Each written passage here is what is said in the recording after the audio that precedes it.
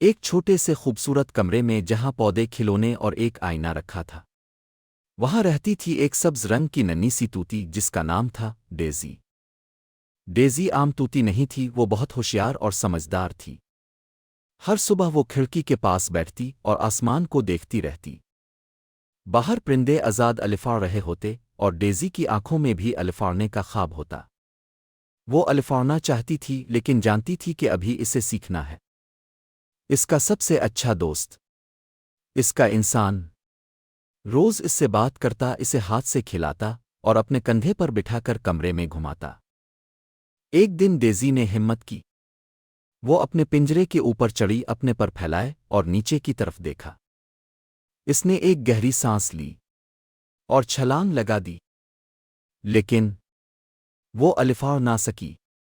وہ سیدھی نیچے زمین پر گر گئی، مگر اس نے رونا نہیں شروع کیا، بلکہ اس نے ایک پیاری سی آواز نکالی جیسے کہہ رہی ہو، میں ٹھیک ہوں۔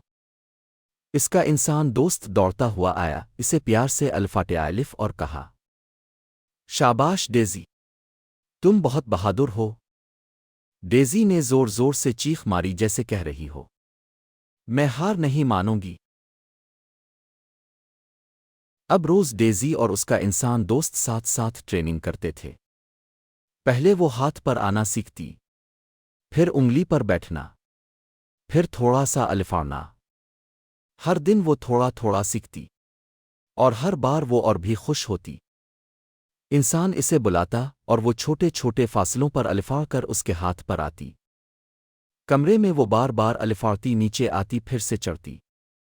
اس کی آنکھوں میں خوشی اور دل میں حوصلہ ہوتا۔ اس کا انسان دوست ہر بار کہتا، شاباش ڈیزی، تم واقعی سیکھ رہی ہو۔ اور پھر وہ لمحہ آیا جس کا خواب ڈیزی نے دیکھا تھا۔ وہ کمرے کے ایک کونے میں بیٹھی، اپنے پروں کو کھولا اور الفاڑ گئی۔ نہ کوئی گرنا، نہ ڈر، صرف اعتماد اور خوشی۔ اس کا انسان خوشی سے تالیاں بجا رہا تھا۔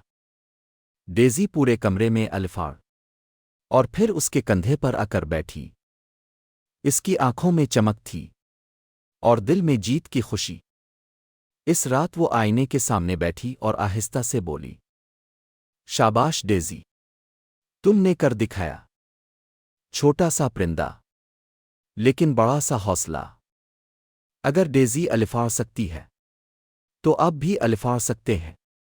خود پر یقین رکھو اور کبھی ہار نہ مانو۔